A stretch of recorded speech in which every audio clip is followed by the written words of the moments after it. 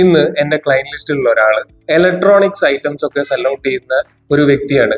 Branded കമ്പനികളുടെ electronics items ഒക്കെയാണ് ഇവർ ഫ്രാഞ്ചൈസി മോഡൽ എടുത്തിട്ട് പ്രൊഡക്റ്റ് സെൽ ഔട്ട് ചെയ്തുകൊണ്ടിരിക്കുന്നത്. അപ്പം ഇന്ന് കമ്പനി സൈഡിൽ നിന്ന് ഇവർക്കൊരു പുതിയ അപ്ഡേറ്റ് വന്ന് നിങ്ങളെല്ലാവരും ഇനി മുതൽ ഇ ഇൻവോയ്സിംഗ് പ്രൊവൈഡ് ചെയ്യണം എന്ന് പറഞ്ഞിട്ട്. പക്ഷെങ്കിൽ എന്റെ ഈ ക്ലയന്റിന് അയാളെ ടേൺ ഓവർ ലിമിറ്റ് വരുന്നത് ആകെ 60 to 70 lakhs ബിലോ ആണ്. അപ്പം ഈ ഒരു സിനാരിയോ പറഞ്ഞിട്ട് ഈ ക്ലയന്റ് എന്നെ കോൺടാക്ട് ചെയ്തിരുന്നു. നിങ്ങളൊരു കാര്യം ശ്രദ്ധിക്കേണ്ടത്, ഇ ഇൻവോയ്സിംഗ് നമ്മൾ ഓപ്റ്റ് ചെയ്യേണ്ടത് B2B ട്രാൻസാക്ഷൻസ്, B2B സെയില് 5 കോടിക്ക് മുകളിൽ ഒരു സാമ്പത്തിക വർഷത്തിൽ ഉണ്ടെങ്കിൽ മാത്രം നമ്മൾ ഒരു ഇ ഇൻവോയ്സിംഗ് ഓപ്ഷൻ നമ്മൾ ചൂസ് ചെയ്താൽ മതി. ഇപ്പം ഈ ഒരു കേസിൽ ഇപ്പൊ കമ്പനി ഇങ്ങനെ പറയുന്നുണ്ട് അതുകൊണ്ട് നമുക്ക് എടുത്തൂടെ എന്ന് ചിന്തിക്കുന്ന ഒരാളുകൾ ഉണ്ടാവും. അങ്ങനെയാണെങ്കിൽ നിങ്ങൾ ഇങ്ങനെ തിരിച്ച് ചിന്തിച്ചു നോക്കുക.